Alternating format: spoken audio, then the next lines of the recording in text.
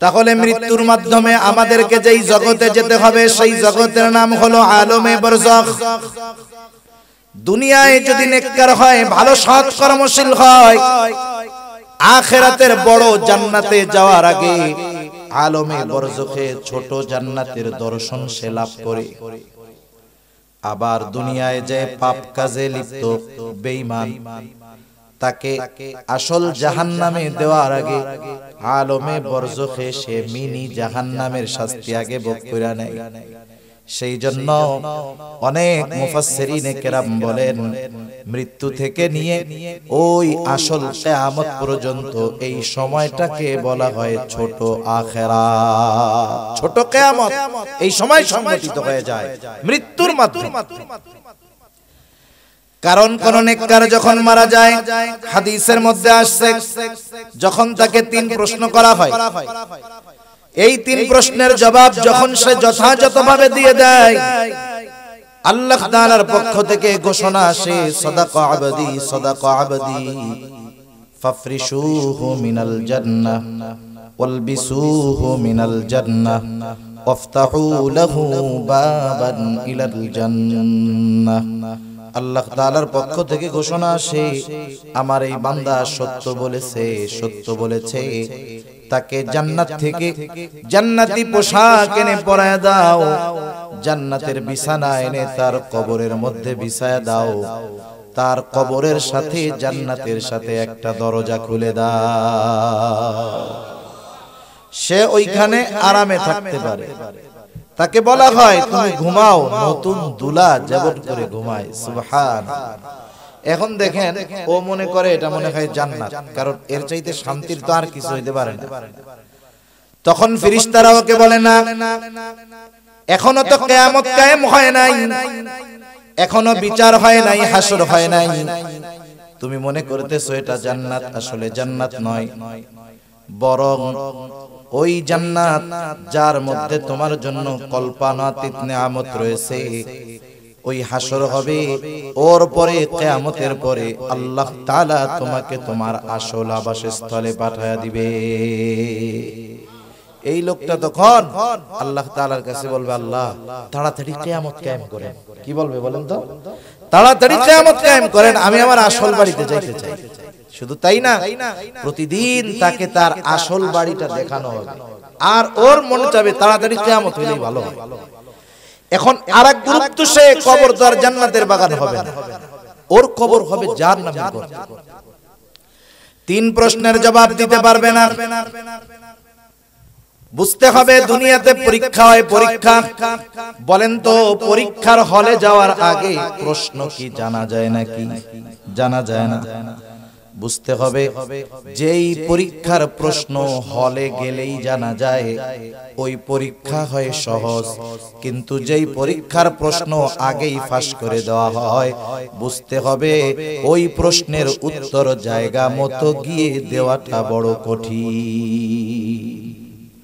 3 প্রশ্ন যদি ফাঁস হয়ে গেছে আমাদের মধ্যে, এখন যদি কেউ চিন্তা করে যে 3 প্রশ্ন তো ধুমসে মুখস্থ করব, কবরের মধ্যে তো হুজুরের কাছ থেকে শুনছি, যাওয়ার পরে ফেরেশতা আসবে, এই 3 প্রশ্নই তো করবে, আর কি করবে? জিজ্ঞাসা করার আগেই বলবো, শোনো তোমার প্রশ্ন করা লাগবে না, এই যে হলো উত্তর। বলেন তো সম্ভব? দুনিয়ায় তো অনেকে পরীক্ষায় পাশ করার জন্য নকল লেখা নিয়ে যায়, দেখেন না? যদি হলের মধ্যে ওই চিন্তা করে যে পরীক্ষার হলে কবরের মধ্যে এই 3 প্রশ্ন করবে, যদি ভুলাই যায়, ওসিয়ত যদি কইরা যায় যে আমি মরার পরে সুন্দর মতো এই 3 প্রশ্নের উত্তর লেখা আমার কাফনের মধ্যে দিয়া দিস, বলেন তো যদিও নকল লেখা নিয়ে যায়, ওইখানে গিয়ে কি জবাব দেওয়া সম্ভব? কিছু প্রশ্নের জবাব আছে এগুলো লেখাপড়ার সাথে সম্পৃক্ত, আর কিছু প্রশ্নের জবাব আছে লেখাপড়া না, এটা আমলের সাথে সম্পৃক্ত। কবরের 3 প্রশ্নের উত্তর সম্পৃক্ত হলো আমলের সাথে। কিসের সাথে? আমলের সাথে। ওই 3 প্রশ্নের আলোকে দুনিয়ায় যারা আমল করবে, তারা পড়া লাগবে না, জানা লাগবে না, ওইখানে গিয়ে প্রশ্ন করলেই জবাব দিতে পারবে। সুবহানাল্লাহ।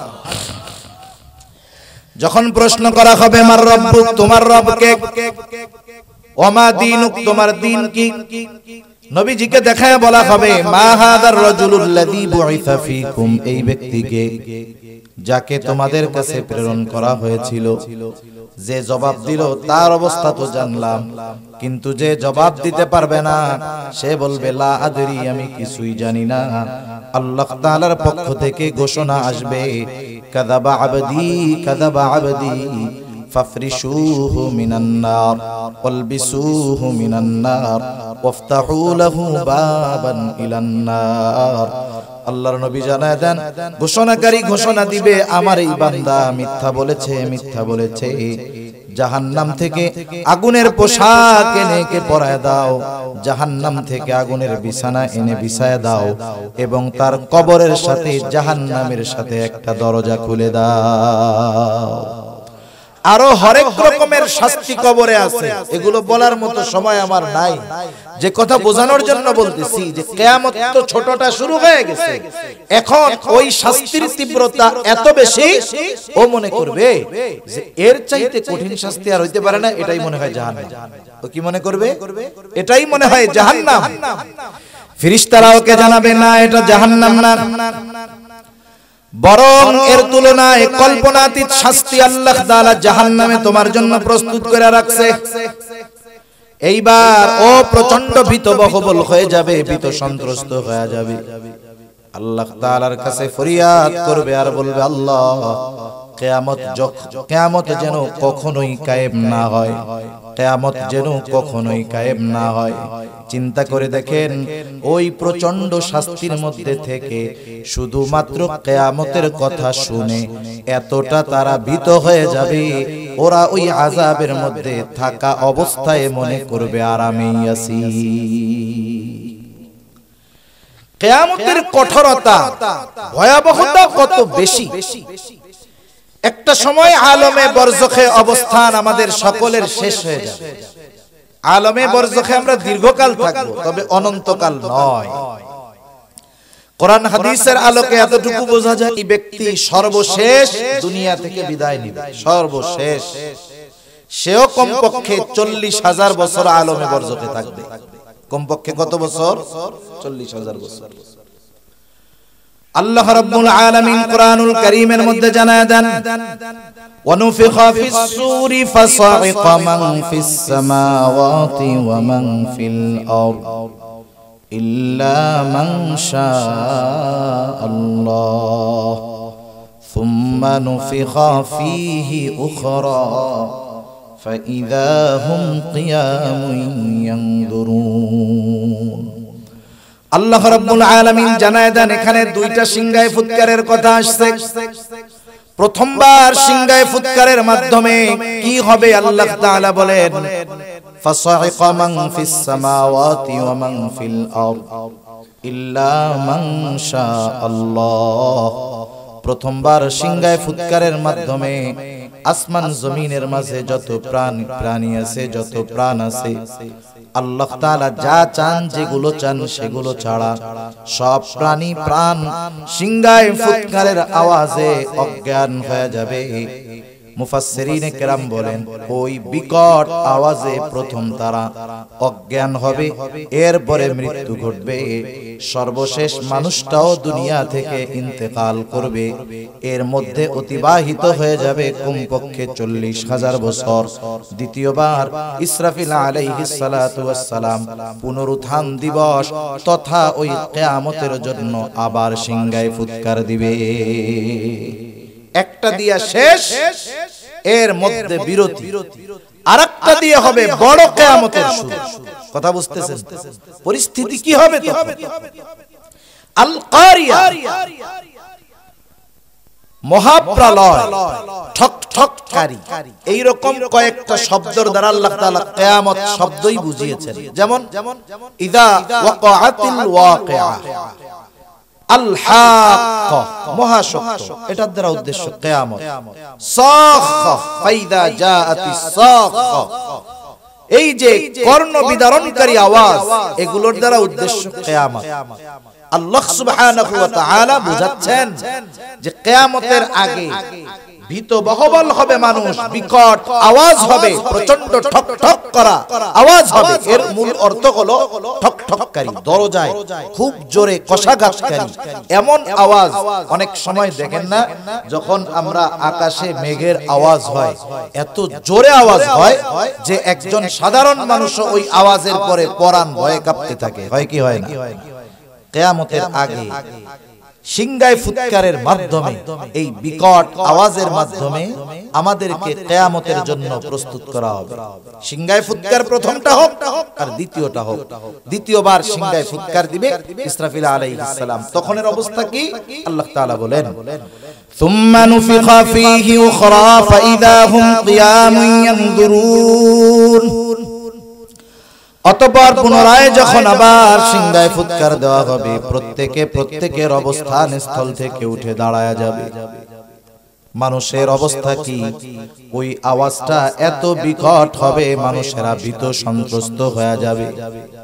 আল্লাহ তাআলা এই কথাগুলোর দ্বারা বারবার আমাদেরকে কিয়ামতের ভয়াবহতার কথা স্মরণ করায় দেন।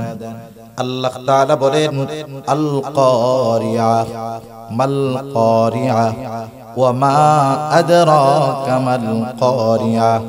পরপর 3 আয়াতেই আল্লাহ তাআলা কারিয়া শব্দটাকে এনেছেন।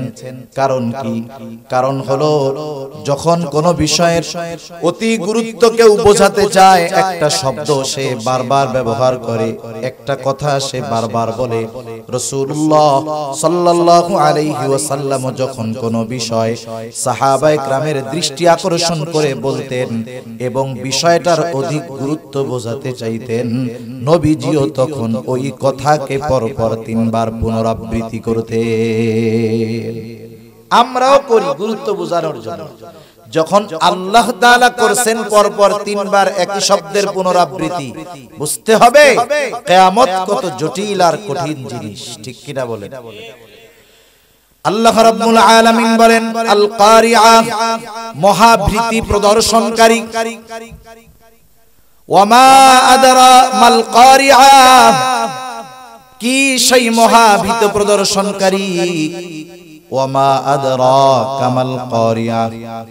আল্লাহ তাআলা বলেন, কে আপনাকে জানাবে যে এই মহাভীত প্রদর্শনকারী কি জিনিস? এক কথায় এর দ্বারা উদ্দেশ্য হলো কিয়ামতের ভয়াবহতা, কিয়ামতের দিন মানুষের অবস্থা কি হবে সে কথা আল্লাহ তাআলা আরো এক জায়গায় জানায় দেন। ওই যে দেখেন, মানুষ মারা যাওয়ার পরে 2 অবস্থা। একটা হলো তার কবর হবে রাউদাতুম মিন রিয়াদিল জান্নাহ, জান্নাতের বাগান। আরেকজনের কবর হবে জাহান্নামের গর্ত, ওইখানের শাস্তির তীব্রতা কঠিন। কিন্তু যখন দ্বিতীয়বার সিংহায় ফুৎকার দেওয়া হবে, সূরা ইয়াসিনের মধ্যে আল্লাহ তাআলা বলেন, ওয়া নুফিখা ফিস সূরি ফাইদা হুম মিনাল আজদাসি ইলা রাব্বিহিম ইয়ানসিলুন। দ্বিতীয়বার সিংহায় ফুৎকার দেওয়ার পরে প্রত্যেকের অবস্থান থেকে জাগ্রত হয়ে যাবে এবং তারা রবের দিকে ছুটতে থাকবে। এমন ভীতবহবল থাকবে, চিন্তিত থাকবে। রাসূলুল্লাহ সাল্লাল্লাহু আলাইহি ওয়াসাল্লাম বলেন, কিয়ামতের দিন সবাই বিবস্ত্র অবস্থায় উঠবে, বস্ত্রহীন অবস্থায় উঠবে। রাসূল আকরাম সাল্লাল্লাহু আলাইহি ওয়াসাল্লামের স্ত্রীদের মধ্যে থেকে একজন বলতেছে, ইয়া রাসূলুল্লাহ, সেই দিন কি মানুষ একে অপরের দিকে তাকাবে না, লজ্জাস্থান দেখবে না? নবীজি বলেন, আয়েশা, মানুষ এতটা ভীত চিন্তিত থাকবে ওই কিয়ামতের দিন যে একজন আরেকজনের দিকে তাকানোর বিষয়টা চিন্তাও করবে না। এতটা ভীত বহবল হয়ে যাবে মানুষ। শুধু তাই না, ক্বালু ইয়া ওয়াইলানা মান বা'আসানা মিন মারকাদিনা হাযা মা ওয়া'আদার রহমান ওয়া সাদাকাল মুরসালুন। মানুষেরা বলবে, হায় দুর্ভোগ, কে আমাদেরকে আমাদের অবস্থান স্থল থেকে জাগায়া দিল? মুমিনরা অথবা ফেরেশতারা বলবে, হাযা মা ওয়া'আদার রহমান, এখন বলেন যারা আযাবে ছিল ওরা কিয়ামতের ময়দানে উঠে বলবে কে আমাদেরকে আমাদের অবস্থান স্থল থেকে জাগায়া দিল। তার মানে হাসরের ময়দানের অবস্থা দেখা ওরা মনে করবে কবরে আযাবে ছিলাম না, বরং কবরের মধ্যেই আরামে ছিলাম। কিছুই হয় নাই, শুধু উঠছে। ওই যে আওয়াজে উঠা গেছে, ওই আওয়াজ, অবস্থা, আবহাওয়া, পরিবেশ তাদের অন্তরের মধ্যে এমন ভীতি সঞ্চার করছে যে কবরের মধ্যে আযাবে ছিল সেটাই তারা ভুলে গেছে। সুবহানাল্লাহ। আমরা কথাগুলো বলতেছি, শুনতেছি, কিন্তু কথা বলার দ্বারা, শ্রবণ করার দ্বারা বাস্তব অবস্থা অনুধাবন করা যায়, বাস্তব অবস্থাটা বোঝা যায় না। এটা তো আমরা বলতেছি, কিন্তু বাস্তবতা উপলব্ধি হবে ওই সময়। আপেল সামনে নিয়ে যতই ওয়াজ করাও, যত ভালো ওয়াজ করো, বলেন তো আপেলের স্বাদ কি বোঝানো যাবে না? এটা তো খাইলেই বোঝা যাবে। অবস্থা যখন আসবে তখনই বোঝা যাবে, কিন্তু ওই অবস্থায় যেন আমরা চূড়ান্ত মুসিবতে না পড়ে যাই, এজন্য আল্লাহ এবং রাসূল আমাদেরকে বারবার এসব বিষয়ে সতর্ক করছেন। তারা বলবে কে আমাদেরকে ঘুম থেকে জাগায়া দিল, মাম বাআসানা মিন মারকাদিনা। তখন মুমিনরা অথবা ফেরেশতারা বলবে হাদা মা ওয়াদার রহমান, এটাই তো দয়াময় রহমানের সেই ওয়াদা, সেই প্রতিশ্রুতি। আল্লাহ তাআলা বলেন ইযা ওয়াকাআতিল ওয়াকিআ লাইসা লি ওয়াকাআতিহা কাযিবা। এই কিয়ামত সংঘটিত হবেই, এটা কখনো মিথ্যা হবে না, অবশ্যই হবে। আল হাক্কাতু মাল হাক্কা, মহাসত্য তথা কিয়ামত হবেই। আপনি কি জানেন সেই মহাসত্য কি? ওয়ামা আদরাকা মাল হাক্কা, আপনাকে কে জানাবে সেই মহাসত্য কি? এটাকে অস্বীকার করার সুযোগ নাই। এটাকে অস্বীকার করেছিল কারা? কাযযাবাত সামুদ ওয়া আদুন বিল কারিআ। এই আদ সামুদ গোত্র এরা কিয়ামতকে অস্বীকার করেছিল। আল্লাহ তাআলা এই কারণে একটা গোত্রকে বিকট আওয়াজ দিয়ে আল্লাহ শেষ করে দিয়েছে, আরেকটা গোত্রকে আল্লাহ প্রচন্ড ঝড়ো আবহাওয়া, ঠান্ডা বাতাস দিয়ে শেষ করে দিয়েছে। এই মহাসত্য প্রতিষ্ঠিত হবেই, বারবার আল্লাহ তাআলা জানায়া দিচ্ছে। কোরআনুল কারীমে আল্লাহ তাআলা ওয়াদা দিয়েছে এই দিবসের, এটা সেই দিবস। শুধু তাই না, এই দিবসের কথা আরে নামাজে প্রত্যেক রাকাতে তোমাদেরকে স্মরণ করে দেওয়া হয়েছে। আমরা যখন সূরা ফাতিহা পড়ি, ইমামের পেছনে যখন পড়ি, ইমামের কেরাত, মুসাল্লির কেরাত, একা যখন পড়ি, নিজে পড়ি, সূরা ফাতিহা পড়াই লাগে। ইমাম পড়ুক আর নিজে যখন পড়ি, নিজে পড়ি। সূরা ফাতিহার মধ্যে বলি মালিকি ইয়াউমিদ্দিন, বিচার দিবসের মালিক কে? একটু জোরে বলেন। স্মরণ করা দিয়েছে আল্লাহ, বান্দা শোনো, দুনিয়ায় তো আসো, যাই করো না কেন সব কিছুর কিন্তু বিচার হবে ওই কিয়ামতের দিবসে, এবং ওই দিবসের একচ্ছত্র আধিপত্য হবে আমি আল্লাহ। বিভিন্ন ভাবে স্মরণ করায় দেওয়া হয়েছে, ওরা ওই কথা বলবে, মুমিনরা অথবা ফেরেশতারা। হাদা মা ওয়াদার রহমান, এটা হলো দয়াময়ের সেই প্রতিশ্রুতি দিবস, যেই দিবসের ওয়াদা তিনি দিয়েছেন। তিনি শুধু ওয়াদা দিয়েছেন তা নয়, ওয়া সাদাকাল মুরসালুন, এই দিবসের সত্যায়ন দুনিয়ায় সব নবী রাসূলরা করেছে, নবী রাসূলরা করে গেছে। নবীজির নায়েব যারা, নায়েবে রাসূল যারা, তারাও করতেছে। কোরআনের কথাগুলো উম্মতের মাঝে পৌঁছায়া দিয়া বলতেছে, ভাইরা সাবধান, দুনিয়ার হায়াতটা বড় ছোট, হয়তোবা আগামী দিন সূর্যোদয় আমাদের নসিবে নাও হইতে পারে। চোখ দুইটা বন্ধ হলেই কিন্তু মূলত কিয়ামত ছোটটা শুরু হয়ে যাবে। ছোটটা যার ভালো হবে, আনন্দময় হবে, বড়টাও তার জন্য আসান হবে। ওই যে আল্লাহর ঘোষণা, নবীদের সত্যায়ন, ওয়ারিসে নবীরা আমাদের কাছে কথাগুলো পৌঁছায়া দেওয়ার পরেও আমরা সতর্ক হই না, সচেষ্ট হই না, আমলের মধ্যে পরিবর্তন আনি না, মনে করি আরো তো কিছুদিন বাইচা থাকবো, বুড়া হইলে ভালো হয়ে যাব। এই চিন্তাই মূলত আমাদেরকে কিয়ামতের ব্যাপারে গাফেল বানায়া দিচ্ছে। কিয়ামতের ব্যাপারে উদাসীনতা এটা জাহান্নামে যাওয়ার কারণ। জাহান্নামে যাওয়ার কারণেই আল্লাহ তাআলা কোরআনুল কারীমের মধ্যে আরেক জায়গায় জান্নাতি আর জাহান্নামীদের মধ্যে কথাবার্তা আছে, দুই দলের মধ্যে কথাবার্তা হবে। এখন জান্নাতীরা জিজ্ঞাসা করতেছে, মা সালাকাকুম ফি সাকার, কোন জিনিস তোমাদেরকে জাহান্নামে আনলো? এখন তারা জাহান্নামে যাওয়ার কারণগুলো বলতেছে। কি বলে? লাম নাকু মিনাল মুসাল্লিন, আমরা মুসাল্লি ছিলাম না। ওয়ালাম নাকু নুতঈমুল মিসকিন, মিসকিনদের খানা খাওয়াইতাম না। ওয়া কুন্না নাখুদু মাআল খায়িদিন, অনর্থক অহেতুক কথাবার্তায় যারা লিপ্ত থাকতো তাদের সাথে গিয়ে আমরাও বসতাম। ওয়া কুন্না নুকাযযিবু বিয়াউমিদ্দিন, আমরা কিয়ামতের দিবসের ব্যাপারে অবিশ্বাসী ছিলাম। কোন কোন মুফাসসির বলেন বিষয়টা দুই ভাবে হতে পারে। একটা হলো একেবারে বিশ্বাসী করতাম যে কিয়ামত বলে কিছু নাই, ওর তো আর ছাড় নাই, অনন্তকাল জাহান্নাম। আরেক দল হতে পারে বিশ্বাস করতো ঠিক কিন্তু উদাসীন ছিল, কিয়ামতের ব্যাপারে বিশ্বাস করতো যে হবে কিন্তু ওই ব্যাপারে কোনো সেদ বেদ নাই, চিন্তা ভাবনা নাই, এরাও দীর্ঘকাল জাহান্নামে থাকবে। তাহলে চিন্তা করে দেখেন, ওই কঠিন মুসিবতের দিন মানুষেরা যখন উঠবে, প্রচন্ড রকমের ভীত সন্ত্রস্ত হয়ে যাবে, বিক্ষিপ্ত পঙ্গপালের ন্যায় ছুটতে থাকবে। আল্লাহ তাআলা সেই কথাই বলেন, ইয়াউমা ইয়াকুনুন নাসু কাল ফারাশিল মাবথুস, বিক্ষিপ্ত পঙ্গপালের ন্যায় মানুষ ছুটতে থাকবে। হাসরের ময়দানে সবাই উঠে দৌড়াবে, অবস্থা কি? বলবে হায় রে কি হচ্ছে এগুলো? আল্লাহ তাআলা সূরা জিলজালের মধ্যে বলেন, যখন জমিন তার মধ্যে অবস্থিত সব ভারী জিনিসগুলো উদ্গীরণ করে দিবে। মুফাসসিরিনে কেরাম বলেন এটা হতে পারে মানুষের দেহ, লাশ, হতে পারে দুনিয়ার জমিনের নিচে সেই খনিজ পদার্থগুলো, স্বর্ণের খনি, যা দামি দামি জিনিস আছে উদ্গীরণ করে দিবে। মানুষ দেখবে আর কি বলবে, ওয়া ক্বালাল ইনসানু মা লাহা, হায় রে এগুলো কি? এগুলোর জন্যই তো দুনিয়া শেষ করলাম, এগুলোর জন্যই তো আমরা দুনিয়ায় মারামারি হানাহানি করলাম, আর আখিরাতের জন্য কিছুই সঞ্চয় করার সুযোগ পাইলাম না। মানুষেরা বিক্ষিপ্ত পঙ্গপালের ন্যায় ছুটতে থাকবে।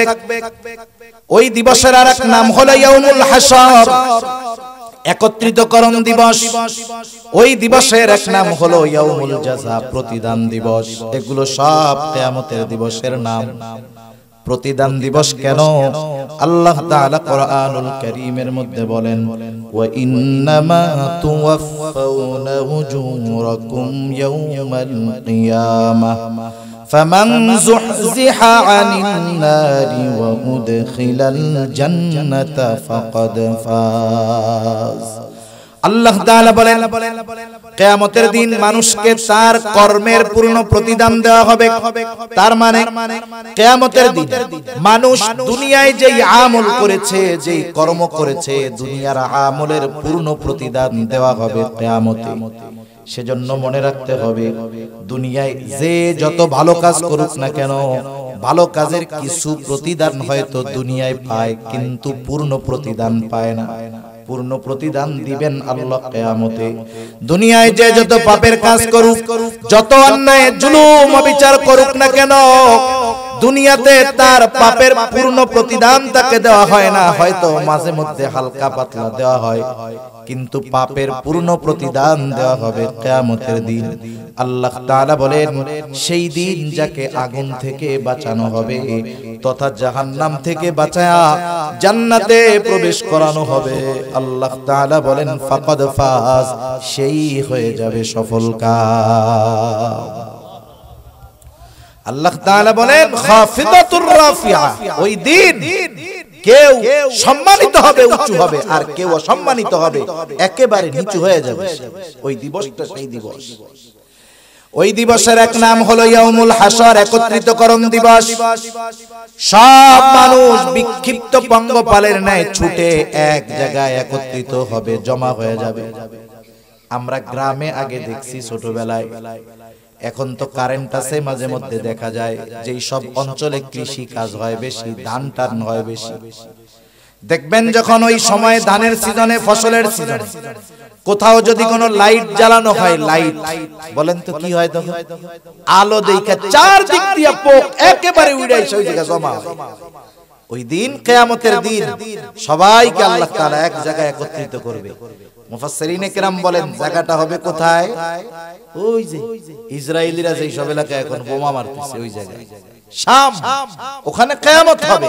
শাম বলতে শুধু সিরিয়া উদ্দেশ্য নয়, আমরা তো বর্তমান দুনিয়ায় বর্ডার দিয়া, তার কাটা দিয়া আমরা এখন দেশ বিভক্ত করে ফেলেছি। আল্লাহর জমিন, গোটা জমিনের মালিক হলেন আল্লাহ। এই জমিনকে বিভক্ত করেছি আমরা, সীমানার কাটা তার বেড়া দিয়ে অপর মুমিনকে জালেমের হাতে মাজলুম হওয়ার জন্য তুলে দিয়েছি আমরা, ঠিক কিনা বলেন? আজকে যদি গোটা দুনিয়ায় ওই সীমানার কাঁটাতারের বেড়া না থাকতো, তাহলে আমরা গিয়েও তাদের সাহায্য করতে পারতাম, তারাও বিপদে হিজরত করে বাঁচতে পারত, ঠিক কিনা বলেন? আল্লাহ তাআলা সবাইকে এরকম একত্রিত করবে এক জায়গায়, ইয়াউমুল হাসর, একত্রিতকরণ দিবস। সেই দিন কি হবে? অবস্থা এত ভয়াবহ হবে। আল্লাহ রাব্বুল আলামিন এরপরে জানায় দেন, ওয়াতাকুনুল জিবালু কাল-ইহনিল মানফুশ। কিয়ামতের দিনটা এত ভয়াবহ এক দিবস, যেই দিন পাথর ওই যে লেপ্তশক যখন বানায়, ধুনানো তুলার, রঙিন তুলার ন্যায় উঠতে থাকবে। সেই দিন পাহাড় উঠতে থাকবে ওই রকম ধুনানো তুলার ন্যায়। যখন লেপ্তশক বানায়, হয়তো আপনারা দেখছেন, তুলার উপরে যখন লাঠি দিয়া বাড়ি মারে, দেখবেন তুলা উড়ে একবারে সোলার মতো উঠতেছে। ওই রকম বিশাল বিশাল পাহাড়ের অবস্থা এরকম হয়ে যাবে, একেবারে ধূলিকণায় পরিণত হয়ে যাবে। গোটা দুনিয়াটাকে আল্লাহ তাআলা রুটির মতো লেভেল বানাবে, কোথাও উঁচু থাকবে না, একেবারে সমান লেভেল হয়ে যাবে। আল্লাহ তাআলা এবার সবাইকে একত্রিত করবেন, কেন? দুনিয়ার কর্মের পূর্ণ প্রতিদান দেওয়ার জন্য। কি কি হবে সেই দিন? কয়েকটা মুহূর্ত হবে সবচাইতে টেনশনের। একটা মুহূর্ত হবে যখন আমলনামা দেওয়ার ঘোষণা দেওয়া হবে। গোটা কিয়ামতের ময়দান নিস্তব্ধ নীরব হয়ে যাবে, কারণ জানে আজকে যে ডান হাতে আমলনামা পাবে তার হিসাব নিকাশের দরকার আছে, আর বাম হাতে যে পাবে হিসাব নিকাশের দরকার নেই। আল্লাহ রাব্বুল আলামিন ঘোষণা দিবেন, ওই মুহূর্তে নীরব নিস্তবতা, আমলনামাগুলো ছেড়ে দেওয়া হবে। আমলনামা যার যেটা সেটা তার কাছেই যাবে, একজনেরটা আরেকজনের কাছে যাবে না। আল্লাহ রাব্বুল আলামিন জানায় দেন, ডান হাতে যারা আমলনামা পাবে তারা কেমন আনন্দিত হয়ে যাবে। আল্লাহ তাআলা বলেন, ফাআম্মা মান উতিয়া কিতাবাহু বিয়ামিনিহি ফায়াকুলু হাউম ইকরাউ কিতাবিয়া ইন্নী যানানতু আন্নী মুলাকিন হিসাবিয়া। ডান হাতে যারা আমলনামা পাবে ওরা মানুষদেরকে বলবে, ফায়াকুলু হাউম ইকরাউ কিতাবিয়া, এই তো আমার কিতাব, এই তো আমার আমলনামা, তোমরা পড়ো আমার আমলনামা, পড়া দেখো কত কিছু লেখা আছে, কত আমলের কথা লেখা আছে। এইবার সে ডান হাতে আমলনামা পাওয়ার কারণ বলবে, ইন্নী যানানতু আন্নী মুলাকিন হিসাবিয়া, আমি ডান হাতে আমলনামা কেন পাইছি জানো? কারণ আমি দুনিয়াতে এই ব্যাপারে দৃঢ় বিশ্বাস রাখতাম যে আমাকে আমার কর্মের হিসাব আল্লাহর সামনে দেওয়া লাগবে। মূল কথা হলো আমি বিশ্বাস করতাম কিয়ামতের দিন আমার দুনিয়ার কর্মের হিসাব দিতে হবে কার সামনে? আল্লাহর সামনে। দুনিয়াতে এই চিন্তা করছি, কিয়ামতের ব্যাপারে ভয় ছিল, জবাবদিহিতার চিন্তা ছিল, এই জন্য আমি দুনিয়ায় ভালো কাজ করছি।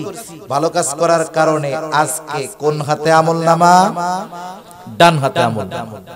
ডান হাতে আমলনামা পাওয়ার দ্বারা মূলত নিশ্চিত হবে যে এ অনন্তকাল জাহান্নামী না, নিশ্চিত হয়ে যাবে যে সে অনন্তকাল জাহান্নামী না, জান্নাতে যাবে, এটা সুনিশ্চিত হবে।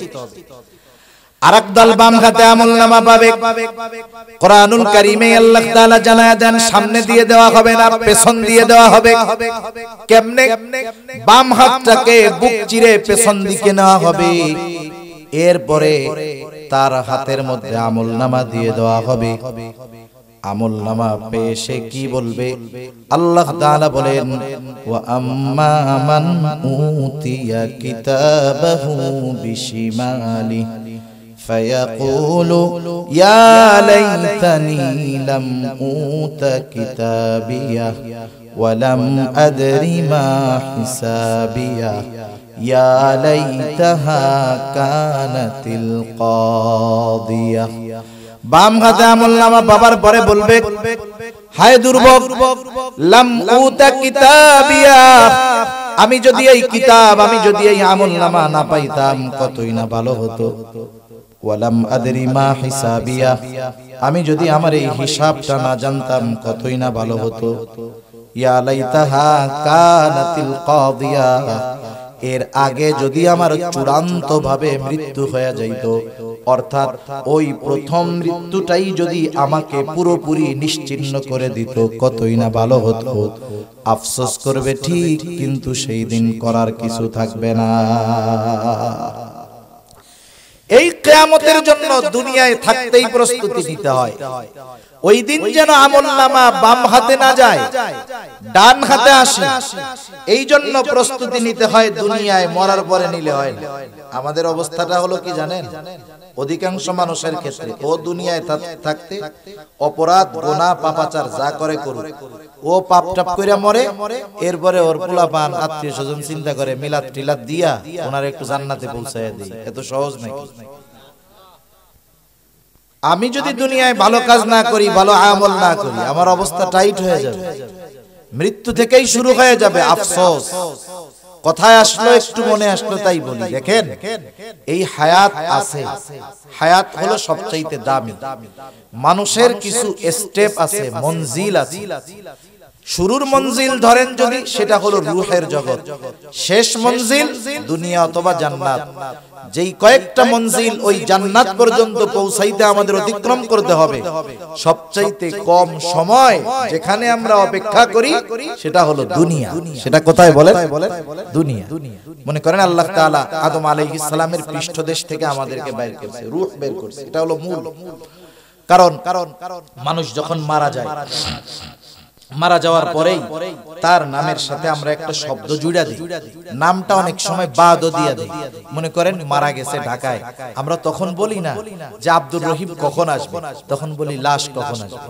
ঠিক কিনা বলেন? লাশ কখন আসবে? আমরা লাশের অপেক্ষায় আছি। লাশ আসলেই জানাজা হবে, লাশ দাফন হবে, লাশ কাফন হবে, নাম সাথে সাথেই শেষ। এখন বলেন লা শাইউন ফি, যার মধ্যে কিছু নাই, এটাই তো লাশ। কিন্তু চোখ আছে, হাত আছে, কান আছে, সব আছে, এরপরেও কয় কেন যে কিছুই নাই? যেটা আসল সেটা নাই। ঠিক কিনা বলেন? অথচ এই আসলটাই দেখা যায় না। ওই রূহের জগতে আমরা ছিলাম কত বছর, এর মূল হিসাব আল্লাহ তাআলা ভালো জানেন। লক্ষ লক্ষ বছর পার হয়ে গেছে হয়তো ওখানে। রূহের জগৎ থেকে আল্লাহ আমাদের পাঠাইছেন দুনিয়ার জগতে। রূহের জগতে ধরেন লক্ষ বছর, দুনিয়ার জগতে কয় বছর? বড় জোর 100 পাওয়া মানুষ এই সময় তো কম। বাংলাদেশের এভারেজ ধরেন 70, 75 ধরেন। এরপরে আরেক জগতে যাব, আলমে বরজাখ।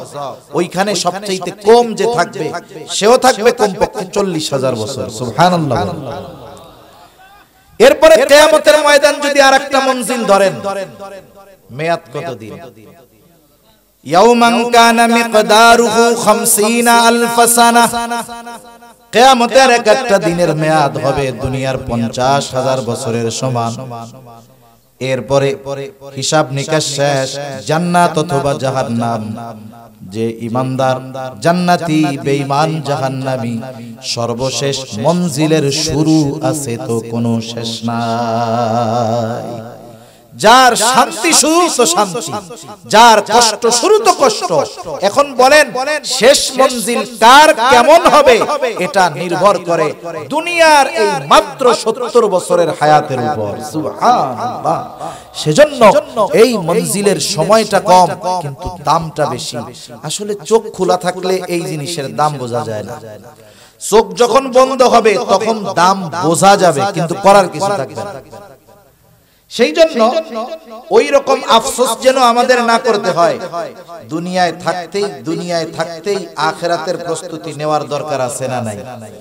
দেখেন মানুষ যখন মারা যায়, যারা সময়কে কাজে লাগাইছে এরা তো ভালো। এই আওয়াজটা একটু ছাড়েন, আমার কথা একটু আওয়াজটা টনটন করে ছাড়েন, বেস কমাই দিয়া। এমনি সুন্দর হইতেছে মাশাআল্লাহ, একটু ভলিউম বাড়াইলে ভালো হবে, কষ্ট কম হবে আর কি। আমার এনাদের তো সাউন্ড সিস্টেমও ভালো, টাঙ্গাইলের সবচেয়ে বড় ভালো মাইক মনে হয়, আওয়াজ অনেক ভালো হইতেছে, একটু ভলিউম বাড়াইলেই হবে।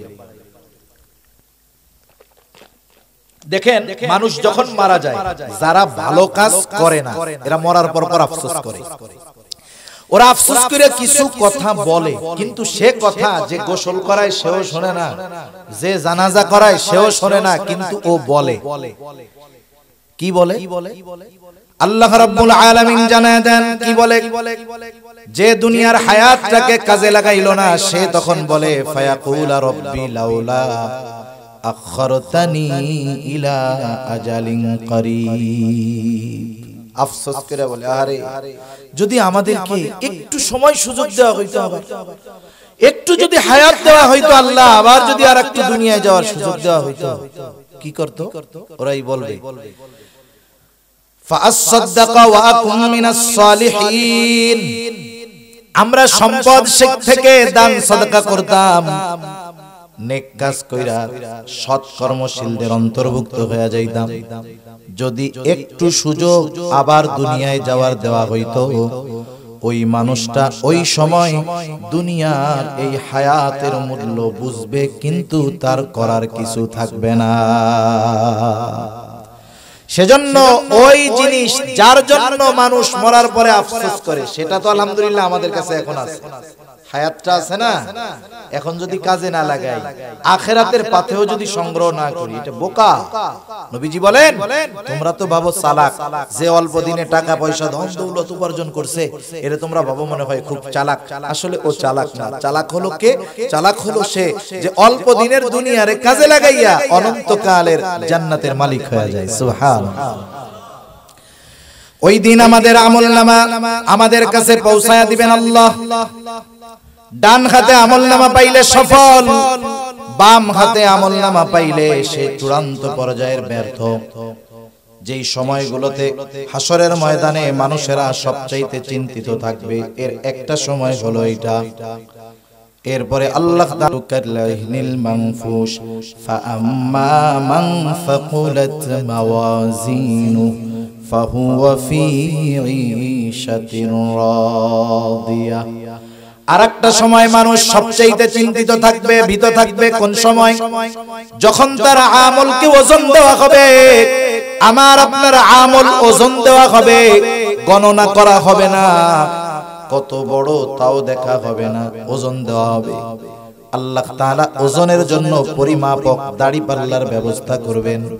আল্লাহ সুবহানাহু ওয়া তাআলা জানায় দেন ওয়া নাযাউল মাওয়াজিনাল কিসত লিয়াউমিল কিয়ামাতি ফালা তুযলামু নাফসুন শাইআ ওয়া ইন কানা মিসকালা হাববাতিন মিন খারদালিন আতাইনা বিহা ওয়া কাফা বিনা হাসিবিন। আল্লাহ তাআলা বলেন আমি কিয়ামতের দিন ন্যায় বিচারের পরিমাপক প্রতিষ্ঠা করব। কিয়ামতের দিন ন্যায় বিচারের আদালত প্রতিষ্ঠা করব। এমন বিচারালয়, এমন পরিমাপক, ফালা তুযলামু নাফসুন শাইআ। ওই দিন কারো প্রতি ন্যূনতম কোনো জুলুম করা হবে না, অবিচার করা হবে না। বরং দুনিয়াতে কেউ যদি সরিষা দানা পরিমাণ কোনো আমল করে থাকে, আল্লাহ তাআলা বলেন ওই আমলটাকেও আমি আল্লাহ হাজির করব। হাজির করা হবে, আল্লাহ হিসাব নেবেন, ওজন করবেন। আল্লাহ তাআলা কেমন সূক্ষ্মদর্শী। হযরত লোকমান নাম শুনছেন না? হযরত লোকমানের, হযরত লোকমান। কেউ কেউ বলেন উনি নবী ছিলেন, কেউ বলেন নবী না, কিন্তু অধিকাংশ মুফাসসিরিন কেরামের মত উনি নবী ছিলেন না, তবে একজন প্রজ্ঞাবান ব্যক্তি ছিলেন।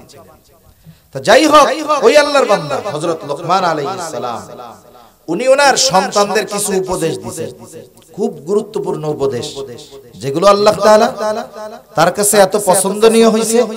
হযরত লোকমানের নামে একটা সূরা নাজিল করে হযরত লোকমান তার সন্তানদের যে উপদেশগুলো দিয়েছে, ওই উপদেশগুলো আল্লাহ তাআলা ওই জায়গায় আমাদের জন্য নাজিল করেছেন। সুবহানাল্লাহ।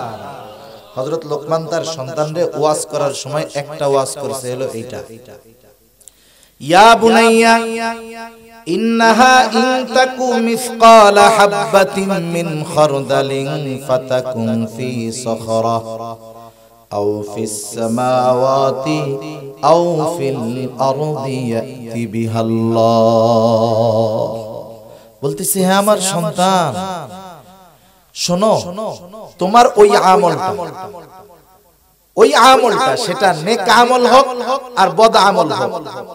আমল স্বাভাবিকভাবে ভালো হইতে পারে, মন্দ হইতে পারে। তুমি নেক কাজ করো আর ভালো কাজ করো আর গুনার কাজ, এটা যা হয় হোক, ওই আমলটা তুমি যদি কোনো পাথরের মধ্যেও করো, ফাতাকুন ফি সখরা, যদি তুমি ওইটা পাথরের মধ্যেও করো, আও ফিস সামাওয়াত, আসমানেও যদি করো, আও ফিল আরদ, জমিনের মধ্যেও যদি করো, ইয়াতি বিহাল্লাহ, তোমার ওই সরিষা দানা পরিমাণ আমলটা যেখানেই তুমি করো না কেন, কিয়ামতের দিন ওই আমল হাজির করবে কে? আল্লাহ। এই আয়াতের তাফসীরে হযরত আনাস রাদিয়াল্লাহু তাআলা আনহু থেকে একটা হাদিস আসছে, নবীজি বলেন, কেউ যদি এমন পাথরের মধ্যে আমল করতে পারে, কেমন পাথর? যেই পাথরের দরজাও নাই, জানালাও নাই, মানে ঢোকারও ব্যবস্থা নাই, বের হওয়ারও ব্যবস্থা নাই। বলেন তো ওই রকম পাথরের মধ্যে যাওয়া কারো দ্বারা সম্ভব? এই অসম্ভবকে সম্ভব যদি কেউ করতেও পারে, ওই পাথরের মধ্যে গিয়েও যদি কেউ আমল করতে পারে, এই অসম্ভবকে সম্ভব করে, আল্লাহ তাআলা কিয়ামতের দিন তার ওই আমলটা, সেটা যদি সরিষা দানা পরিমাণ হয়, ওটা কেউ আল্লাহ হাজির করবে। সুবহানাল্লাহ। সেজন্য আল্লাহ রাব্বুল আলামিন ওই দিন বিচার দিবেন, বিচার করবেন, প্রত্যেকটা আমলের হিসাব নেবেন। আমার আপনার আমলগুলোকে ওজন দেওয়া হবে, ওজন। হাদিসের মধ্যে আসছে ওজন দেওয়া হবে, সবচাইতে বেশি ওজন হবে কোন আমল? যেখানে হঠাৎ করে আসলো তাই বলি। চিন্তা করে দেখেন, নবীজির কাছে প্রশ্ন করতেছে আবু হুরায়রা রাদিয়াল্লাহু তাআলা আনহু হাদিস, নবীজিকে জিজ্ঞাসা করা হলো, ইয়া রাসূলুল্লাহ, মিজানের মধ্যে সবচাইতে ওজন হবে কোন আমল? নবীজি নামাজের কথা বলেন নাই, রোজার কথা বলেন নাই, হজের কথা বলেন নাই, যাকাতের কথা বলেন নাই। নবীজি বললেন, মিজানের মধ্যে সবচাইতে ওজন হবে যেই আমল, সেটার নাম হলো উত্তম চরিত্র। উত্তম আখলাকের ওজন সবচাইতে বেশি হবে। যেহেতু যুব সমাজের মাহফিল, কথাটা বলার দরকার, কারণ এখন দিন যাচ্ছে, উত্তম চরিত্রের অধপতন খুব দ্রুততার সাথে ঘটতেছে, ঠিক কিনা বলেন?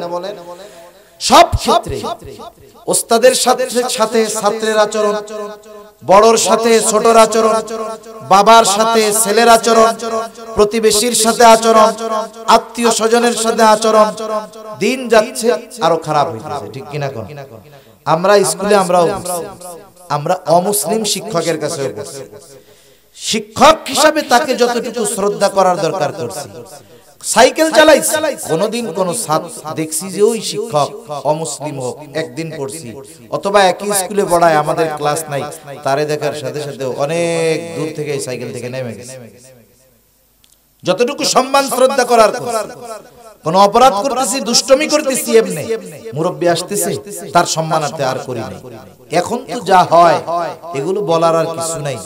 তা যাই হোক, আমাদেরকে উত্তম আখলাকের অধিকারী যদি হতে পারি, চেষ্টা যদি চালায়া যাই, ওইটা হবে মিজানের মধ্যে সবচাইতে ওজনদার এক আমল। সুবহানাল্লাহ। তাহলে আমল বড় কিনা এটা হবে না, গোনাও হবে না, আমলকে কি করা হবে? ওজন দেওয়া হবে, ওজন দেওয়া হবে।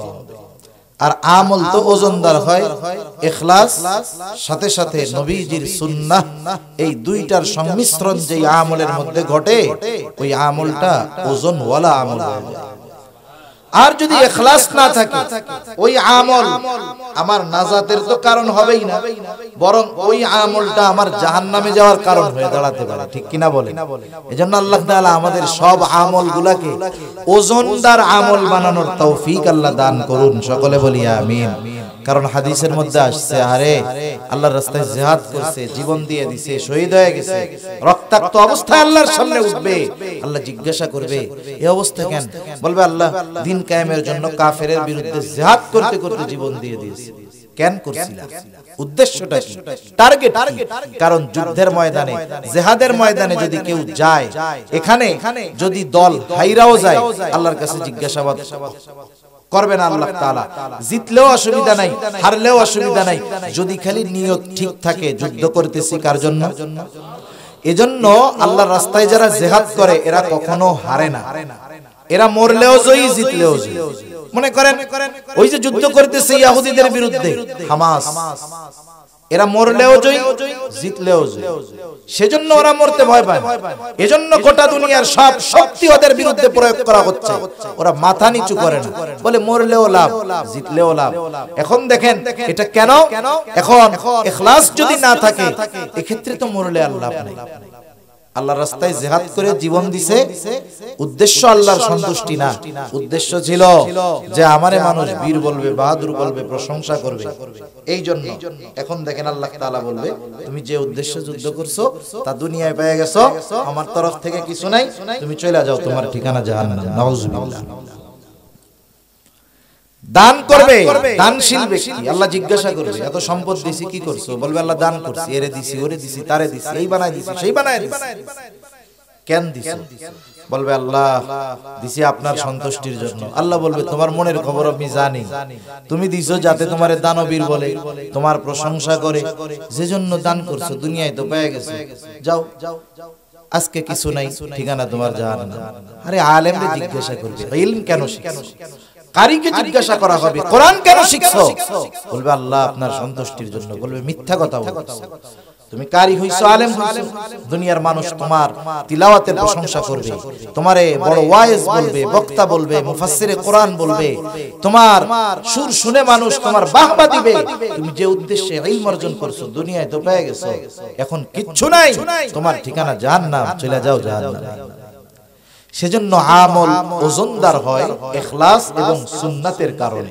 আল্লাহ তাআলা আমাদের সব আমলগুলো ইখলাসের সাথে করার তৌফিক দান করুন। আল্লাহ তাআলা ওজনের সময়ের কথা স্মরণ করায় দিয়া বলেন, বান্দা ওই দিন ওজন হবে, বিচার হবে, ফালা তুযলামু নাফসুন শাইআ, কারো প্রতি ন্যূনতম জুলুম করা হবে না, বিচার করা হবে না। وإن كان مثقال حبة من خردل أتينا بها وكفى بنا حاسبين। সরিষা দানা পরিমাণ আমল যদি কেউ করে, আমল সহ তাকে হাজির করা হবে, হিসাব নেওয়া হবে।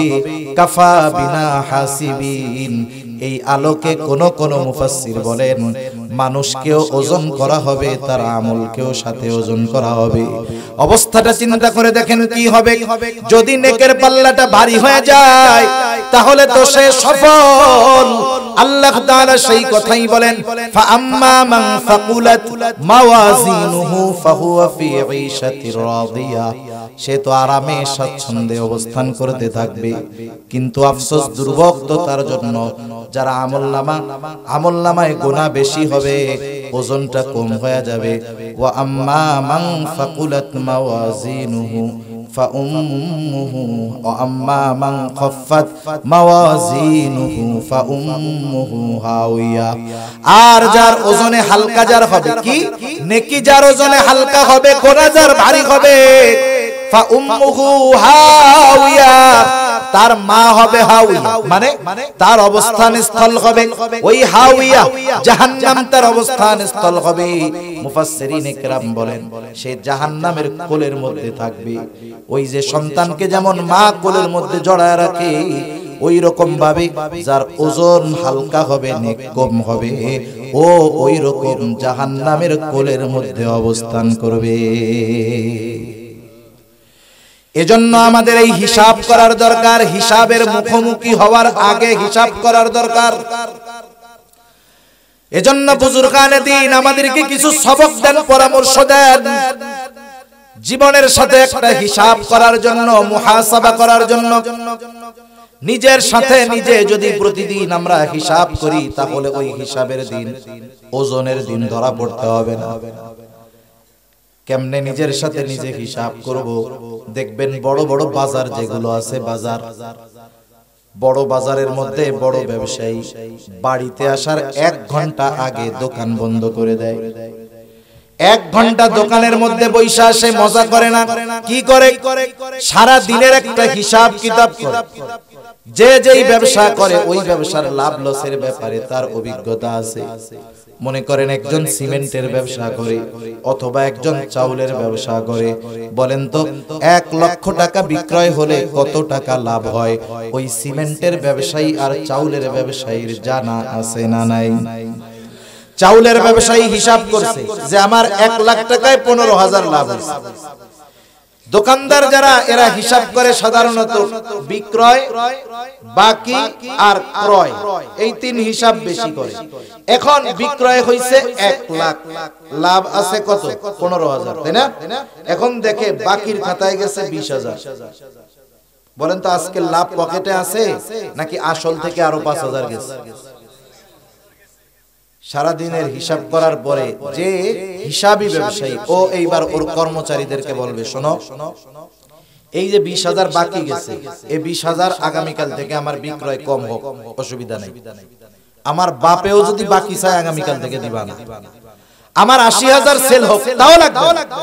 আমার 50,000 হোক, আমার 7,000 7,500 নগদ লাভ থাকলেই হইল। কারণ বাকির নাম ফাঁকি। যে অবস্থা, এটা কবে উঠবে আল্লাহ জানে। আমি মরার পরে উঠবে কিনা সন্দেহ আছে। এখন আমার বাপ আইসাও আগামীকাল থেকে বাকি চাইলে বাকি দিবা না।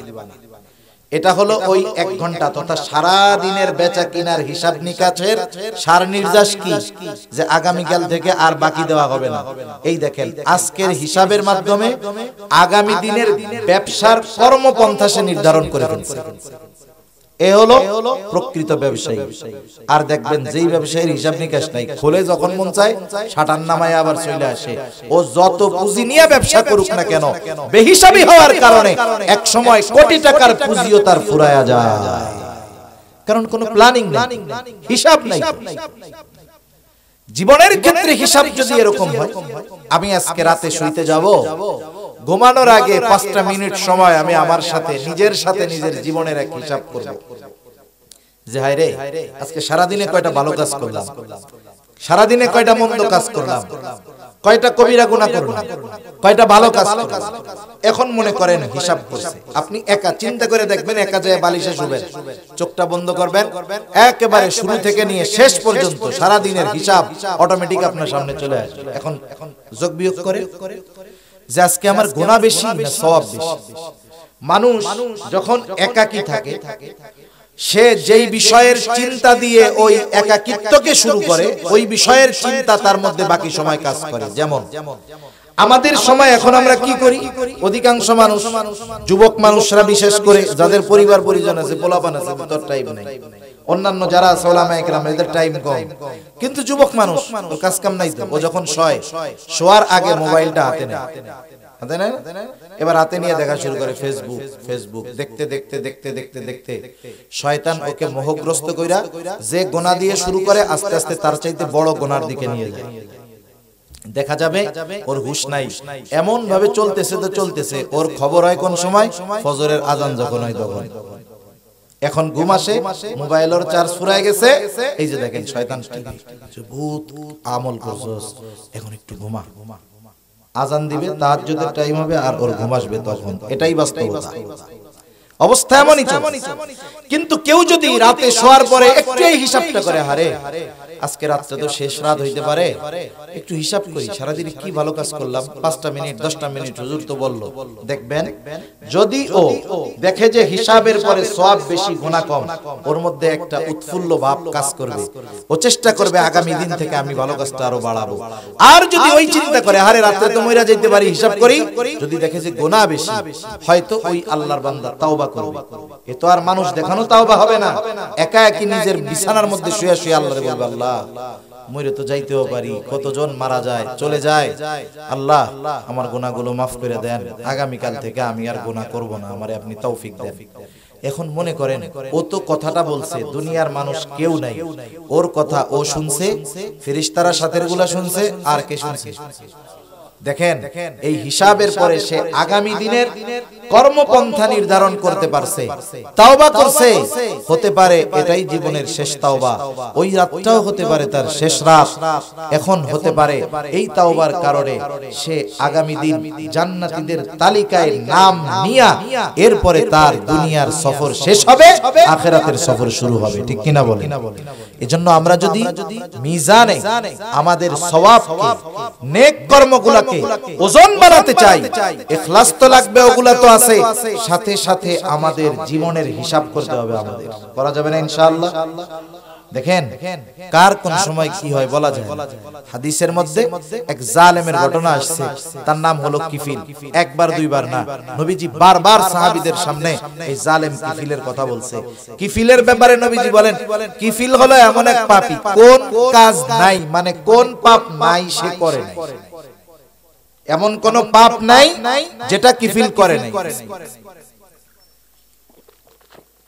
সব পাপ কাজ যেহেতু করে, একেবারে পাপের অলরাউন্ডার। এখন সে পাপ কাজগুলোর মধ্যে একটা কাজ ছিল, সে মানুষের সুদের উপরে টাকা দিত। এরকম আল্লাহর বান্দা আছে না? নাই তো আপনাদের? হ্যাঁ, এটা হলো এমন এক পাপ, যেই পাপ মনে হয় বাংলাদেশের মাটি খুললেও পাওয়া যাবে। সুদ। এখন দরিদ্র মহিলা, বিধবা মহিলা তার কাছে আসছে, বলতেছে কিফিল আমারে কিছু টাকা ধার দাও। জালেম কিফিল বলে হ্যাঁ টাকা ধার দিতে পারি, সুদের উপরে নাও। মহিলা বলে কিফিল আমি তো অসহায়, যদি সুদের টাকা দিতে পারতাম তাইলে তো আর তোমার কাছে টাকা চাওয়ার দরকার ছিল না। কিফিল তো সব ধরনের পাপে অভ্যস্ত। ওই মহিলা সুন্দরী বিধবা, জালেম কিফিলের মধ্যে কুমন্ত্রণা জাগ্রত হয়ে গেল। কিফিল বলল টাকা দিতে পারি, শর্ত আছে, লাভ না দাও, তবে যদি নির্দিষ্ট দিনে আমার সাথে গোপন অভিসারে লিপ্ত হও তাহলে টাকা ধার দেওয়া যেতে পারে। অভাবের তাড়নায় মানুষ ঈমান হারায় ফেলে। কাদাল ফাকিরু আন ইয়াকুনা কুফরা, দরিদ্রতা মানুষকে কুফরি পর্যন্ত পৌঁছায় দেয়। দরিদ্রতার কারণে মানুষ অনেক সময় পাপাচারে লিপ্ত হয়ে যায়। সমাজে যত পাপী দেখেন, সব পাপী যে শখে পাপ করে তা নয়, অনেক পাপী আছে তার এই পাপের কারণ হলো তার অভাব। এজন্য সচ্ছল মানুষ যারা আছে সমাজের, এই বিষয়টা খেয়াল রাখার দরকার যে আমার কোন প্রতিবেশী, আমার সমাজের কোন মানুষ অসচ্ছলতার কারণে যেন পাপে জড়িয়ে না যায়, এটা দেখার দরকার আছে না নাই? আছে। কিয়ামতের দিন ওই আল্লাহ তাআলা বলবে আমি ক্ষুধার্ত ছিলাম, আমারে খাবার দাও নাই, আমি পিপাসিত ছিলাম, পানি দাও নাই, আমি বস্ত্রহীন ছিলাম, আমারে বস্ত্র দাও নাই। মানুষেরা বলবে আল্লাহ আপনার কি এগুলো লাগে নাকি? আল্লাহ তাআলা বলবে তোমার প্রতিবেশী অভুক্ত ছিল, তাকে তুমি পানি পান করাও নাই, তাকে করাইলে আমি পাইতাম। তাকে তুমি খাবার দাও, তাকে খাওয়াইলে আমি পাইতাম। বস্ত্রহীন ছিল, শীতে কষ্ট করেছে, দাও নাই, তাকে দিলে আমি আল্লাহ পাইতাম। সুবহানাল্লাহ। এজন্য যেহেতু যুবক ভাইয়েরা করছে, এর সাথে অনেক কর্মজীবী যুবক ভাইয়েরা আছে, প্রবাসী যুবক ভাইয়েরা আছে, আপনাদের কাছেও আমার বিশেষ করে এই একটা অনুরোধ থাকবে, একটা যুব সংগঠন শুধুমাত্র একটা মাহফিলের মধ্যেই সীমাবদ্ধ থাকলে হবে না, আমাদের সামাজিক কর্মকাণ্ডের মধ্যেও জড়িত হতে হবে। ঠিক কিনা বলেন? রাসূল সাল্লাল্লাহু আলাইহি ওয়াসাল্লামের সামাজিক কর্মকাণ্ডের জীবন যদি দেখেন, উনি সর্বোচ্চ সামাজিক ছিলেন। রাসূলুল্লাহ সাল্লাল্লাহু আলাইহি ওয়াসাল্লাম সমাজে অভাব, দরিদ্র তার মধ্যে যারা ছিল তাদের সহযোগিতা করতেন। সেজন্য যুবক ভাইদের প্রতি অনুরোধ থাকবে, আপনাদের গ্রামে কমপক্ষে আপনারা খুঁজে খুঁজে দেখবেন যাদের এরকম অভাব আছে, অসচ্ছলতা আছে, মেয়েটার বিবাহ দিতে পারতেছে না, ছেলেটাকে দ্বীনি মাদ্রাসায় পড়াবে, শিক্ষা দিবে, পারতেছে না।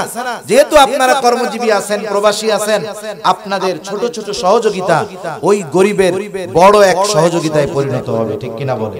আল্লাহ তাআলা উত্তম বিনিময় দিবে। খেদমতে খালক, মানুষের খেদমত, এটা বড় এক জিনিস, বড় এক জিনিস, যাতে আল্লাহ তাআলা অনেক খুশি হয়। তা জালেম কিফিল মহিলার কাছে যখন বলছে, দরিদ্রতার কারণে মহিলা অপারগতার কারণে স্বীকার করছে, বলে খা। নির্ধারিত দিনে জালেম কিফিল মহিলার কাছে হাজির। যখন সে তার কর্ম সম্পাদন করতে যাবে, একেবারে কাছে, মহিলা ভয়ে থরথর করে কাঁপতেছে। জালেম কিফিল বলে, মহিলা তুমি কান্না করো কেন, কাঁপো কেন? আমি কি তোমাকে জোর করেছি নাকি? তুমি তো শর্তে রাজি হয়েই টাকা নিয়েছো।